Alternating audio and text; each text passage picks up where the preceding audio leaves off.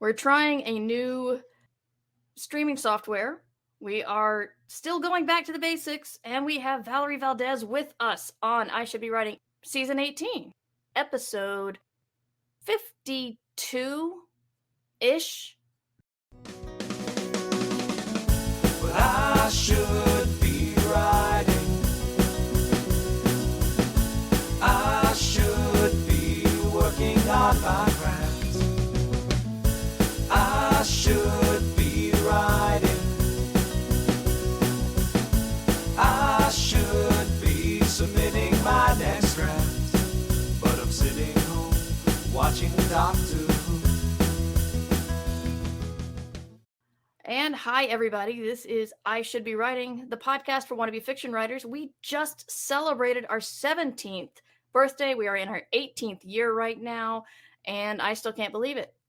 But my name is Mer Lafferty. I'm a podcaster and a writer and a editor, which I don't bring up enough, but I'm bringing up today because I am delighted to have on the show my co-editor for Escape Pod, Valerie Valdes. But she's here because of her new book, which came out a week ago. A week ago. So, Valerie, we are delighted to have you. And if you are in the chat, this is The Kids Are Asleep.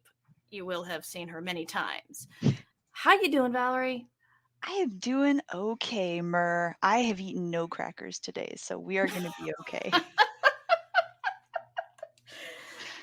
Valerie and I were talking earlier. For people on the listening to this later, we were talking earlier about the fact that I've had the kind of day where anything that happens is annoying to me, and I don't swear on the stream, but it's the someone eating crackers. Just you don't like them so much that even when they eat crackers, you just hate them.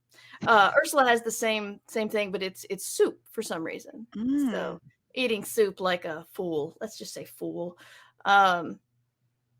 It's funny, I started the non-swearing rule when I had a toddler in the car and I was driving around listening to other people's podcasts, and I thought, well, I don't want people listening about writing and then with their kids in the car and then suddenly hear me drop an F-bomb, so I won't swear. And now my kid, is almost 20 and I'm still not swearing.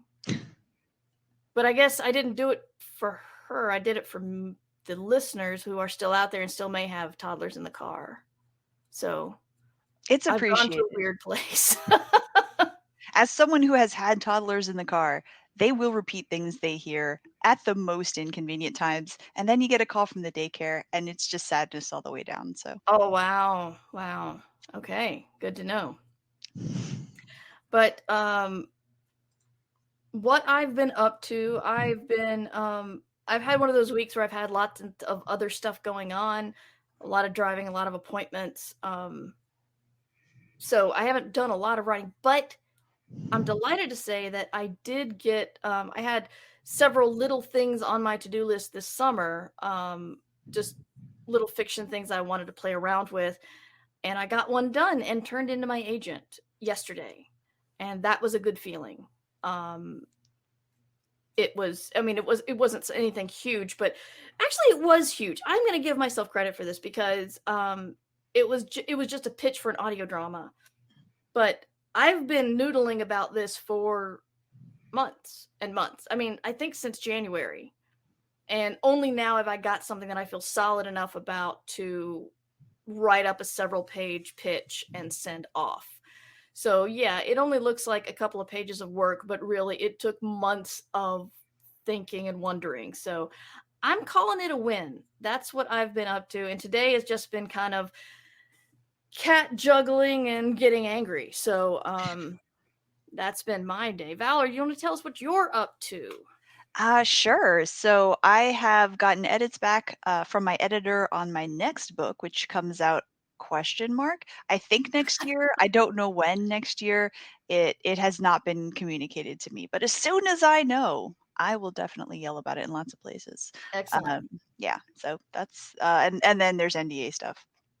So the edits that came back, we're going to talk about emotions a little bit later, but I just want to say, what is your immediate emotional response when you get edits? Terror. It's always immediately terror. It's oh no. Terror. Yes, it's immediately just, what have I done wrong? Am I going to Uh-huh. be chastised? Oh, so am I gonna get in trouble for not turning in an A paper? Yes, always. That is it. And even if I'm aware that that response is unnecessary and unreasonable, that is always my first response. Okay. Mine is often terror and anger, and also worry that I'm going to be confirmed that I'm a terrible writer. Yes. That's kind of where, yeah, that's kind of where I go. It's how can you possibly tell me that this is not perfect? And since you have commented on it, clearly I'm garbage, and so is Mhm. my book, and I should just crawl under the bed. And there's no room under the bed because there's a bunch of books under the bed, so there's nowhere to go because other writers' books are under there. So I'm not even good enough to be under the bed with other books. So that's I've got too long of a narrative for that. I'm sorry. But let's talk about good news. I have to send a message about this very product we're using, StreamYard. So, Valerie, why don't you tell us your good news? But even if it's just the fact about the no crackers today, and chat can also tell us about their good news. Yeah, let's see. What good news do I have? Yeah, I finished a project for work, and that's off my plate. So now I don't have to think about it. I also, I mean, I'm doing the edits, which is good. I'm working on a new project that I can't talk about that I'm excited about and is super fun. And every time I send quotes to my alpha reader, they get really excited with me and we have a good time. Awesome. Christian Writing has 2 new rejections, and I don't think my Stream Deck is hooked up to StreamYard. So I don't know if any of this. Well, no, actually, we can do the counting. We can't do the thing, but we can do the counting. So it should work. Okay, yes. Team rejection up to. Congratulations, Christian Writing. Well done. Brindlewood Bay tonight, y'all. Yeah, check it out. Thursday Old nights. ladies. Thursday On nights, old Twitch. ladies solving murders. My Murder good news is I ladies. didn't just screw up my stream. Woo! Yay. Or for the feed later, I mean. We got good news. All right, Shard says, my good news is I had a bit of a breakthrough on while I'm struggling with the first part of a book I'm rewriting. The bad news is I'm going to have to write main character in awkward, no one really likes you scenes for a couple of chapters till misunderstandings get brought to light. Well, we have talked about how to make an unlikable character a little bit more likable. Mhm. We can talk about that when we talk about Valerie's approach to writing. But remember, having them be very good at something, having them show kindness for someone or something, and the mysterious third one, which I probably should email Nancy and ask her what that is because I can never remember. Do you remember what that is? Do you know offhand the advice? I was gonna say save a puppy. That's usually the way to Well, go. that's the show kindness thing. Exactly, That yeah. So yeah, you already hit it, so yeah. Um, inner hey, turmoil perhaps, some sort of interiority where you can see that their thoughts and their actions and words don't necessarily align. maybe. I don't think that's probably it, but that's a thing I do. Or is it seeing them in a way, being treated in a way that you can identify with them? That does make sense, yeah. Maybe. My good news is, okay, Kimmy, I made it to the chiropractor for the first time in 3 months, and my back feels so much better. That's fantastic. That's always a good thing. I sent my story to a couple of friends, and neither of them hated it. Congratulations, Underpope. The character was likable. The situation is not. I see Shards. I also sent a story to a friend who offered to read it. Waiting on that. All right. And my self-care command does not exist, which is weird because I thought it did. Bad bot, no cookie. The bot does not want us to self-care? No, the bot does not want us to self-care. Why The does bot the is bot like, want self-care?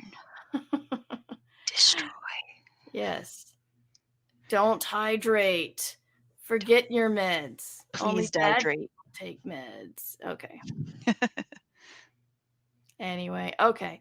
Guys, I appreciate you being patient. I really appreciate Valerie being patient with me throughout today's awkwardness. So, if you are listening to this later, and you would like to tell me your good news, please email me with the subject of good news and we'll get to it in the next episode.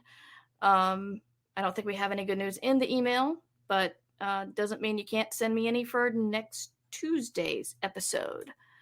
So we will get to the next part of the show starting now.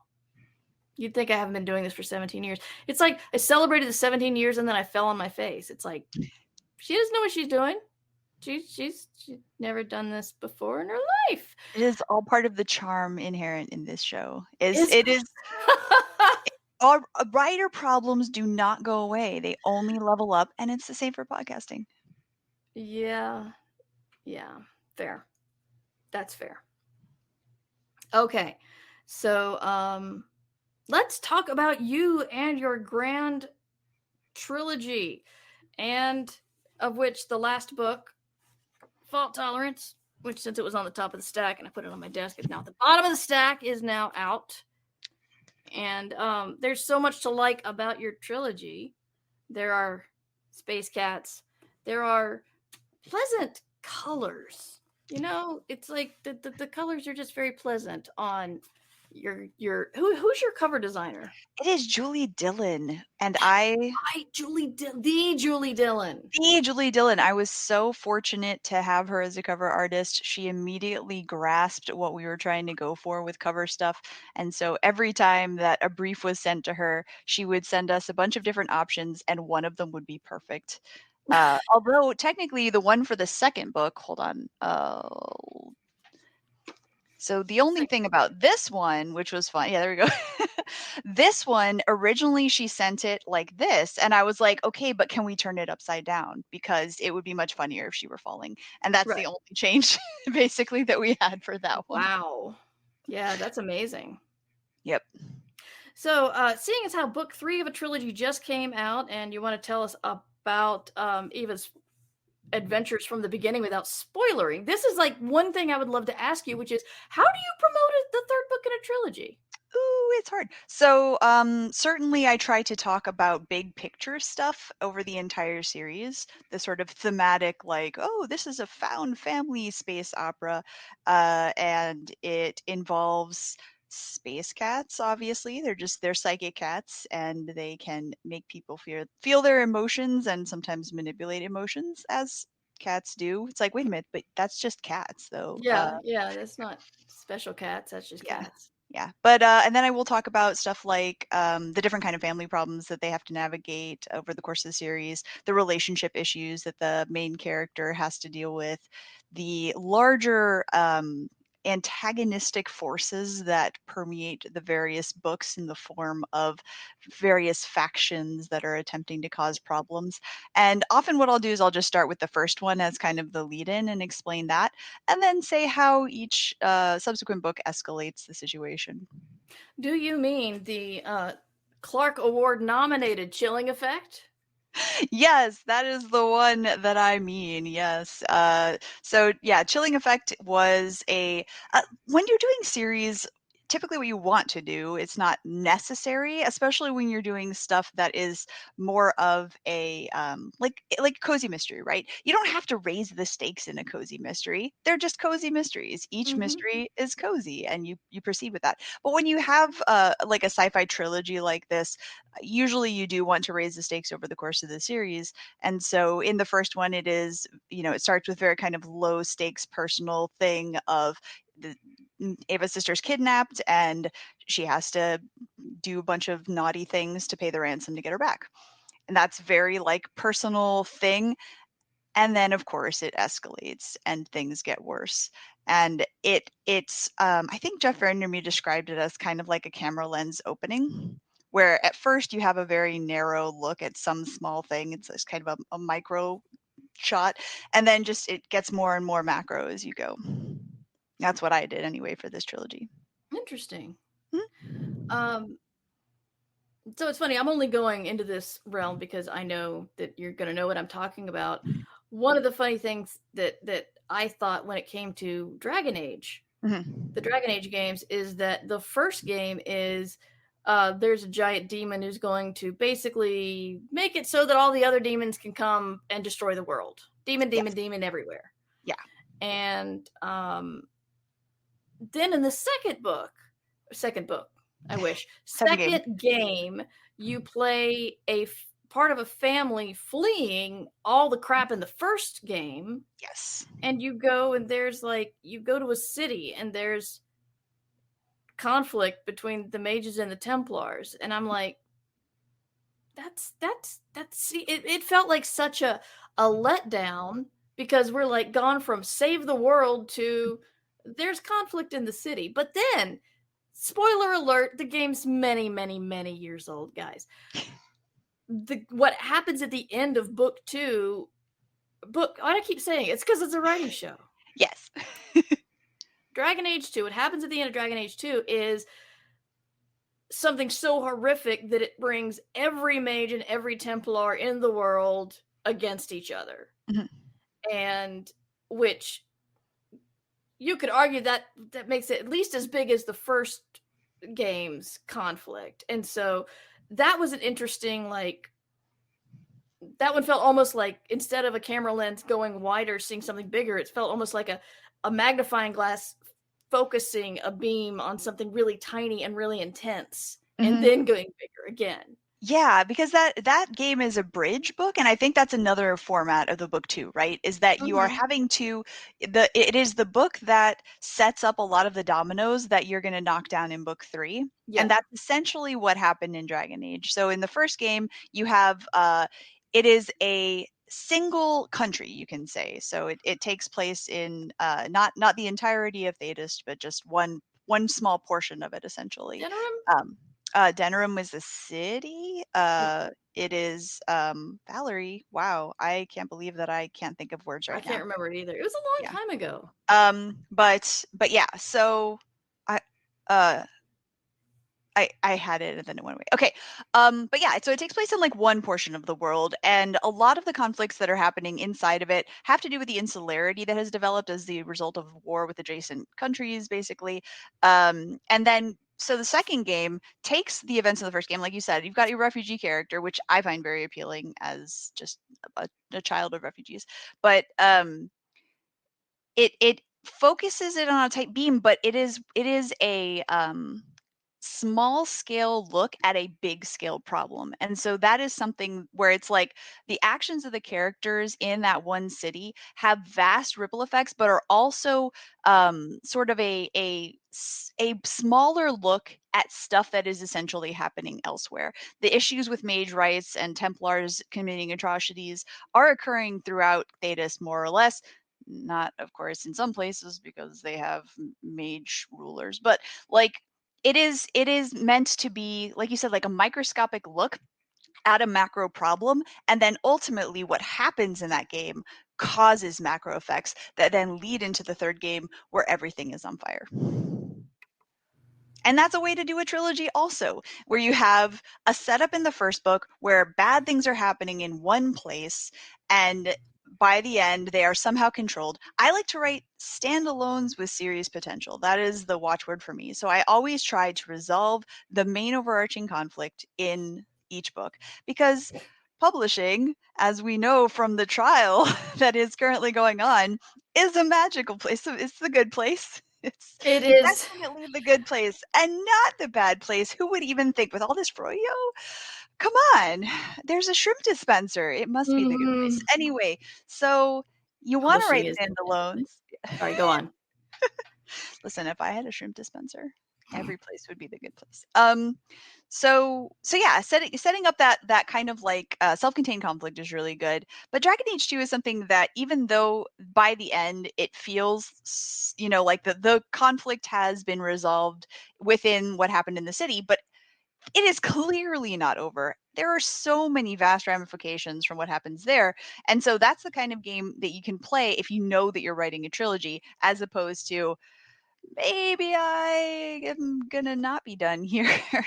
Or maybe I have to be done here, rather, I should say, because then you kind of want to have something a little more final, I think, to cap it off. You can leave the strings that are unresolved that you can then pick up in the next book, but otherwise you do have to be cautious, I think. Yeah. Ferelden. It's Ferelden. Oh my god, it was gonna bother me for the rest of my life. Sorry that I just yelled it. Yes, Ferelden. Well done. Space Valkyries, you're not the fakest Dragon Age fan. You're not a fake Dragon Age fan. No. No. I don't. There's no quiz. Patrick Weeks is not going to show up and berate me for forgetting it. He doesn't seem like that kind of person. No. They are one of the nicest humans I have ever met in virtual space. So yeah. Actually blurbed Chilling Effect, which was really extremely kind of them. Please buy their book Feeder. Oh, do they have a new book out? No, it's an older book, but I don't know. I know that they're working on new stuff right now, but definitely Feeder is out and you can buy it. And also the entire Rogues of the Republic trilogy is amazing and hilarious. And so if you enjoy fantasy shenanigans, that definitely is a great series. It's very funny.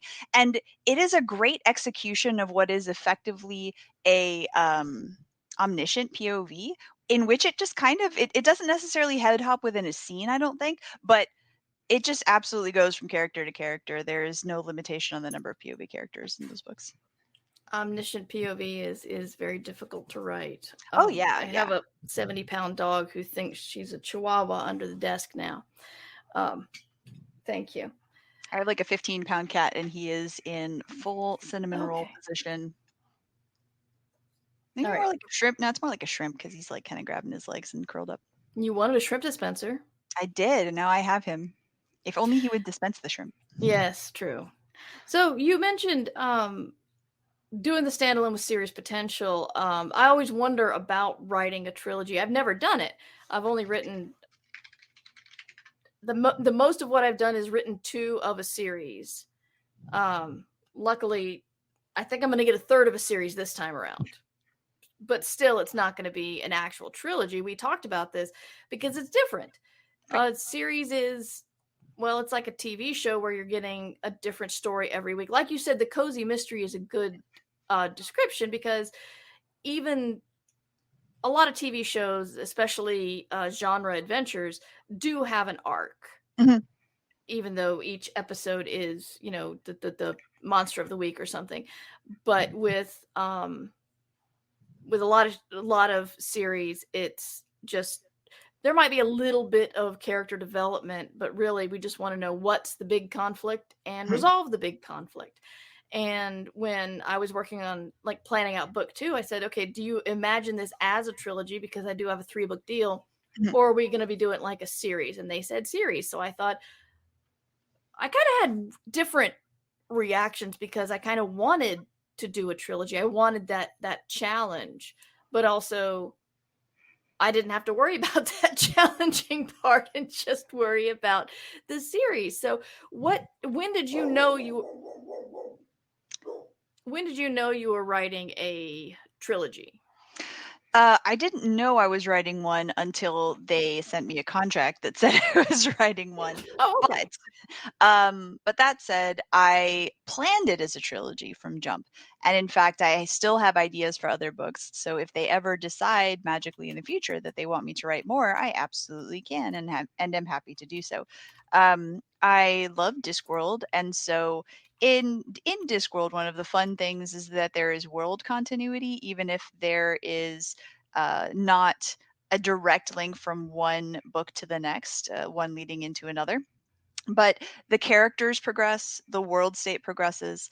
World state, I feel like that's a very game term, and so if people haven't heard it before, it's just kind of the idea that you have a very particular setup for how the world is existing. In Dragon Age, for example, that manifests as the continuity of the choices that you've made in previous games, and it affects what is available to you in subsequent games, and the way that the world is sort of set up in usually in smaller detail ways as opposed to big picture ones, but nonetheless.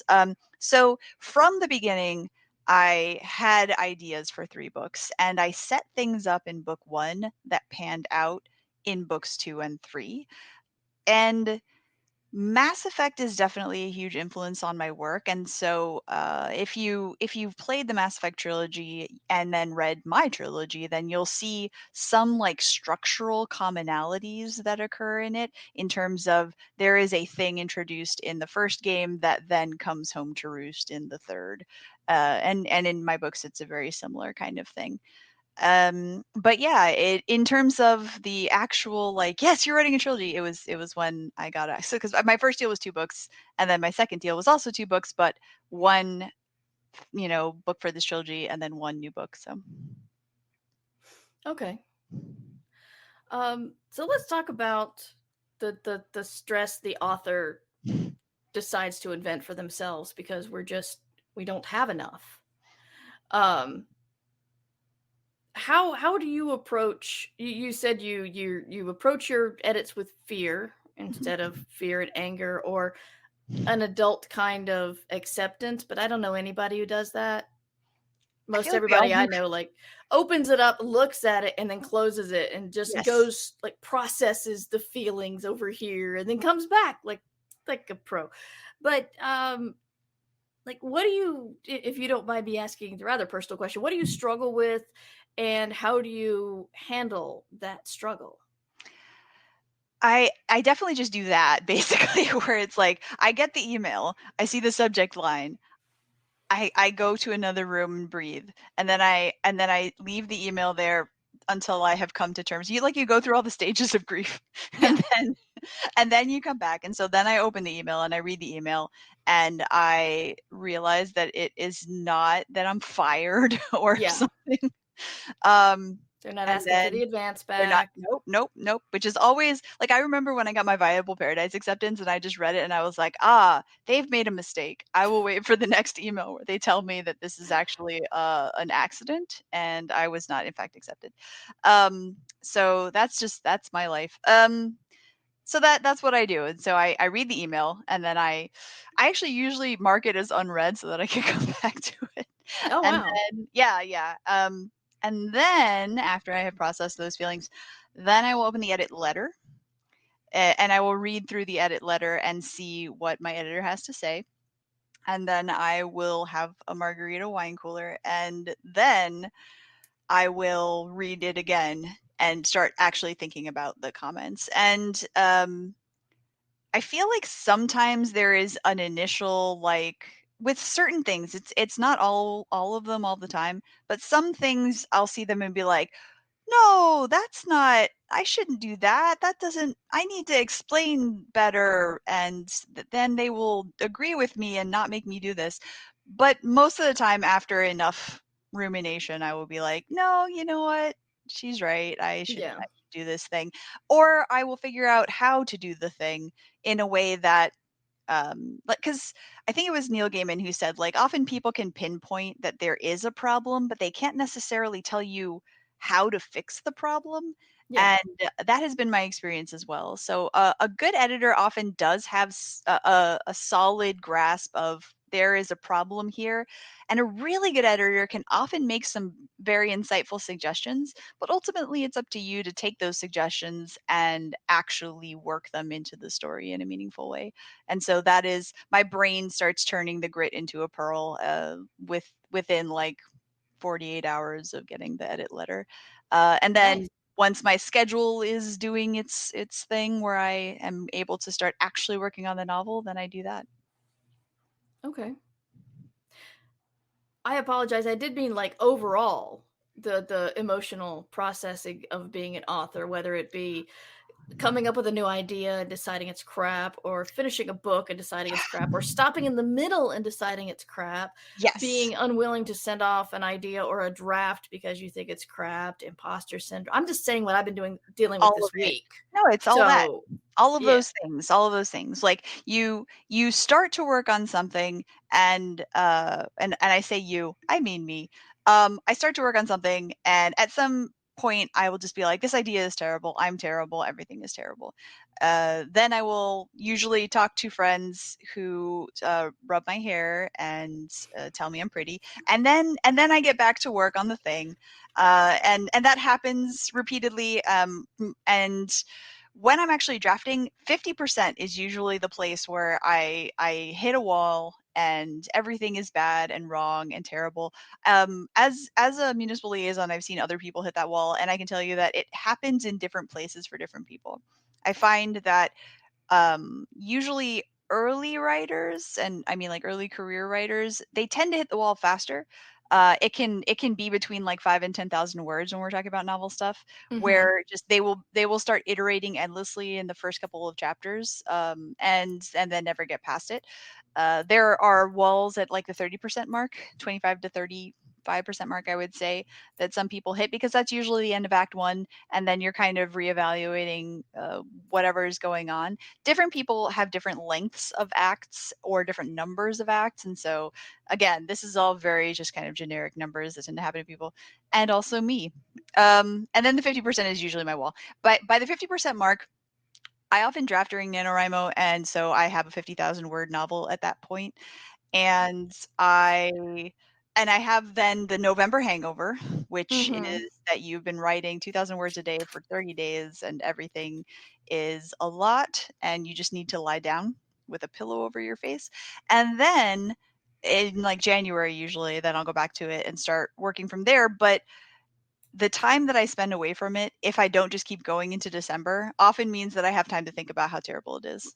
And then I start thinking like, well, what do I need to change in the first half? And I've gotten better about not doing that. I will make notes to myself about Mm-hmm. what I think needs to be changed in the first half. I will write forward as if that stuff has changed, but the fear, the worry, the sense that I am a failure and a fraud and I will never be able to achieve this. I will never sell another book again. Everything is terrible. What was I thinking? Why am I not just working at Starbucks? All of this is a manifestation of the emotional landscape. And then even after you send it in and it's off your plate and you have that moment of relief, then you get the comments back and they're okay, and you're like, no, but I'm a failure. Everything is bad and wrong, and you go through those stages of grief again. One thing I've gotten that's fun is you're just accepting this because you're tired of going through the edit process, and you're just gonna rewriting this off as a low performing book, and I'll never get another contract, which is the great way that my self decides that an achievement is not an achievement, because I'm a terrible person inside, apparently. Yeah, I had that a lot last year because I had 2 projects that I was editing and editing and editing and editing, editing, and by the time they were both accepted, I'm just like, "You guys are just tired of working on this, aren't you? You still hate it, you're just moving on. Oh god." So, we'll see what happens in October, I guess. Yeah. Um, yeah. The benefit of knowing that you go through these emotional ups and downs, like some sort of horrifying like COVID chart, is that you can sort of try to plan for them. Yeah. Like, you can alert your friends, for example, that you are reaching the place where you're probably gonna just utterly unravel, and then they can be on hand to help, wind your ball of yarn back up and send you back into the labyrinth. Um, or you can like just emotionally yourself, you set a thing in your calendar or something where you're like, this day I'm going to do a nice fun thing to distract me from these horrifying turmoil emotions, or even just putting a post-it note up that it's like, hey, guess what? When you hit this point, you're going to need something. Yeah. And you know what's best for you. Like, ideally you develop coping strategies, and if you don't, then try new ones every time and figure out which one works. Yeah. Yeah. So going back to NaNoWriMo, if you're doing this to approach your novel and draft your novel, are you writing the structure of a novel, beginning, middle, and end within those 50,000? Or are you writing 50,000, the first 50,000 words of the novel, and then, okay, you Yes, say that that one. verbal, the second one. Okay. Yeah, the second one is, yeah. So and overall, I have found that I write 100,000 to 130,000 word novels. That's just my Mm-hmm. brain. That's what happens. I one time in Nano wrote like a 54,000 word novel. Wow. It was urban fantasy, and it's never gonna live in daylight where anyone can see it. It's my dark secret. But yeah, so You I just write the told first. us your dark secret, by the way. What? Oh, I would never. Um, Sorry, go on. no, but yeah, that's yeah. I write the first half of a novel usually, and I have things. By the time I start writing, I typically have things fairly well plotted. The work in progress that I'm working on right now, I didn't. I just kind of had vibes, and I leapt in and went where it was taking me, and now I have to renew a lot of it. So I'm gonna not do that again. I'm gonna outline it and then do my normal routine. But What yeah, is normal routine? normally what I do is usually I will have just kind of a nebulous idea of something to start with, and it can be a lot of different things. It can be character, it can be dialogue, it can be some kind of world thing, it can be a plot point, whatever. And then usually what I'll do is I'll take whatever that small thing is and I'll turn it into a pitch, just like a query letter style pitch where it's the back of a book blurb that I write for myself so that I Mm-hmm. just kind of have it there. Then that I will turn into a synopsis, and then that I will turn into a chapter outline, and then I will start writing. Okay. That all sounds very healthy and organized. I mean, it can be chaotic in the sense of like I will write stuff and then I'll go back to it and be like, no, I don't like that. And so I mean that's where that's sort of the test phase, right? You're making your test pancakes in that phase. So Test pancakes. That's yeah. an excellent, excellent description. I love it. Yeah, I think my friend Jill came up with that one, and it is like everyone has different test pancake methods, right? Like sometimes your test pancake is a whole batch of pancakes that just comes out very wrong. Sometimes it is a loaf of bread that just doesn't rise properly. Like your test pancake can be any number of things, and for me it is the outline. That the outline is my test pancake, and so I will sit there and I will try to go like chapter by chapter figuring out, often I'll have like a list of tentpole plot points type thing that I know I want to do, fun action sequences or dramatic moments or what have you.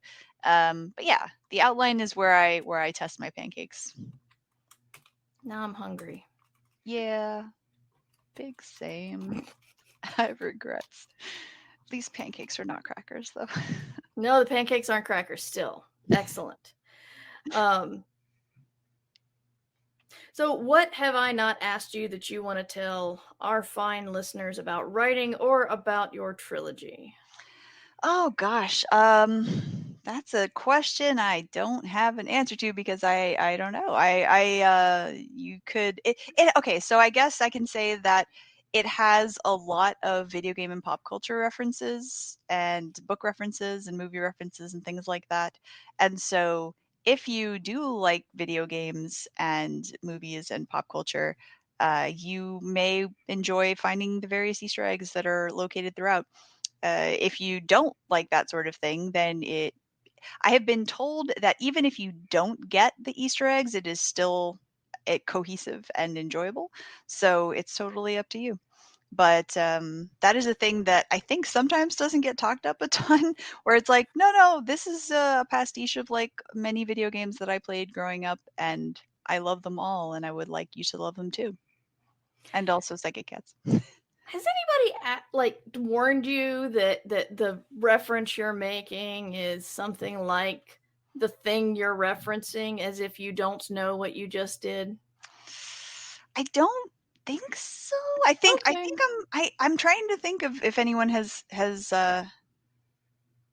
you know what? I want to say somebody did at some point. I think one of the things that I referenced, I called it Protean armor. The acronym is a joke if you get to that point, but it's the acronym is plot armor. It's funny. But like I think somebody was like, "This sounds like the Iron Man briefcase armor," and I was like, "Yes, it does, doesn't it?" Because one of the main things I reference in the second book is Marvel versus Capcom. Hmm. Specifically Marvel vs. Capcom 2, New Age of Heroes, and Marvel vs. Capcom 3. Yeah, I had my series. The series name is a pun of Midsummer Murders, which is a classic English cozy mystery. Oh my god, did And somebody told me that my Midsolar Murders was a little too close to this English uh, television show that I probably don't know about.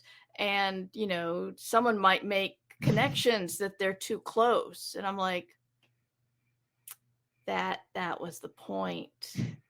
That was the joke right there. You just described my own joke to me, and yeah. Is that like the only thing worse than having to explain a joke to someone is having someone explain your own joke back to you? Implying that you don't get it? Yeah, that's Womp womp. woo. Yeah. I understand like wanting to clarify, like, because I've done that before where I'm like, oh, was this a reference to such and such a thing? Mhm. And then people be like, yeah, you got it. And I'm like, yay, I got it. And then I feel like I won something. I don't know, like I got a gotcha prize. Yeah, but it was not presented like that. So, Yeah. Oh no, no, totally, totally. yes, That's the Barnaby dark in space, indeed. Well, as a graduate of Viable Paradise, you have gone through that side. Mhm. gauntlet and interesting things. So I'm going to poke you again and say advice for newbies, even if it has to do with workshops or what to avoid in workshops or something new and exciting.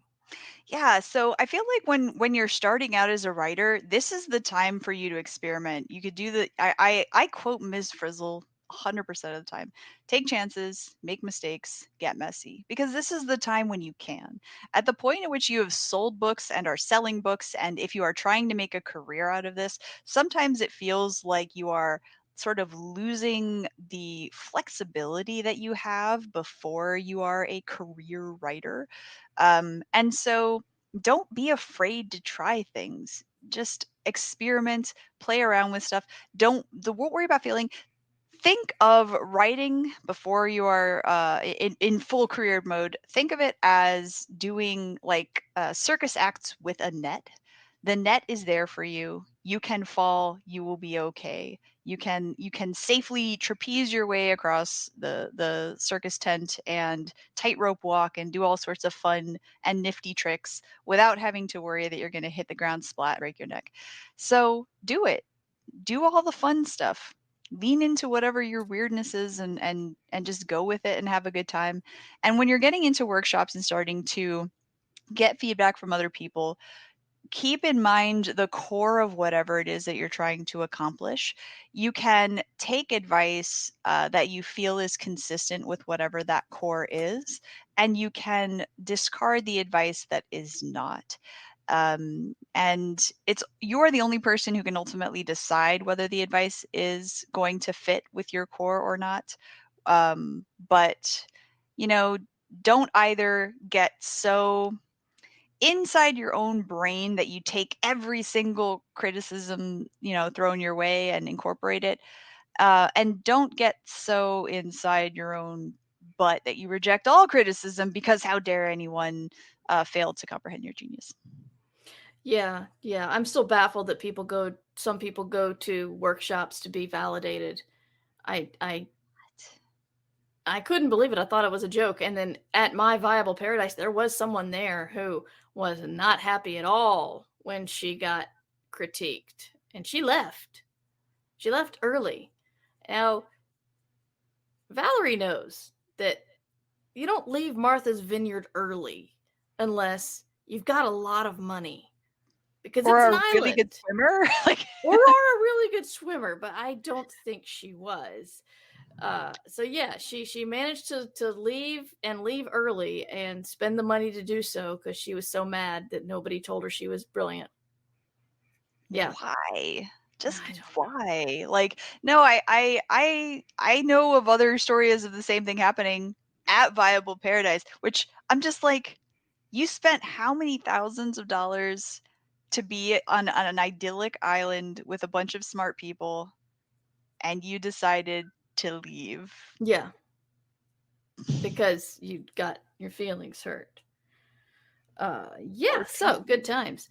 Um, for the benefit of the podcast feed, we are going to end it now. If you would like to come hang out with us live, we stream Tuesday, Thursday, 3 p.m. Eastern on twitch.tv/MightyMur, or you could listen to the rest of the conversation over at patreon.com/MightyMur. And we're going to continue what we call BarCon in just a minute, but I will go ahead and give Valerie a moment to promote her stuff. Tell us where to find you online, Valerie. You can find me at valerievaldes.com. That is with an S if you are listening. And you can find me on Twitter at Valerie Valdes. On Instagram, Valerie Valdes Author. I post way more on Twitter, mostly stuff about video games and or weird things my children say.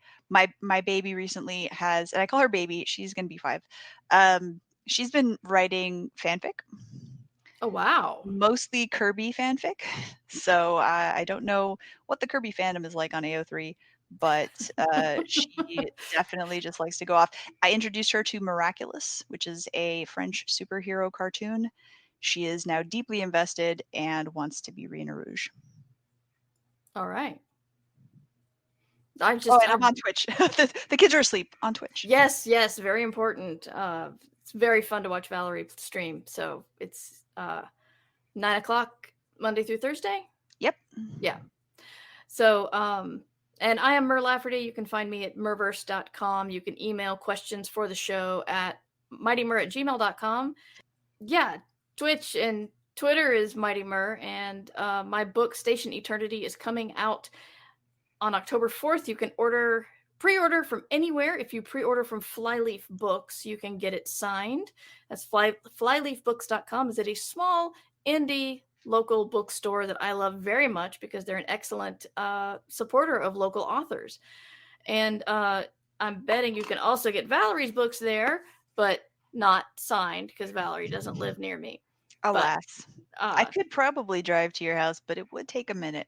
True, but I know you're not traveling now because pandemic. Yep. Yeah. Alas. So if you're new, start with Chilling Effect, the Clark Award nominated book. And if you're not new, then you would be happy to know that Fault Tolerance is now out. The story is complete. The trilogy is complete. So, Valerie, thank you so much for being on the show. Thank you for having me. And to everybody else, you should be writing.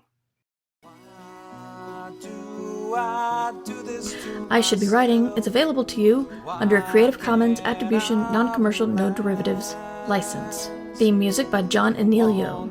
Art by Numbers Ninja. Production by Summer Brooks. And hosting by Libsyn. Find all of this information and more at murverse.com. And remember, we can't do this without you. Thanks for your support. Well, I should be writing. I should be working on my craft. I should be writing. I should be submitting my next draft. But I'm sitting home watching Doctor Who. Yeah, I'm sitting home watching Doctor Who.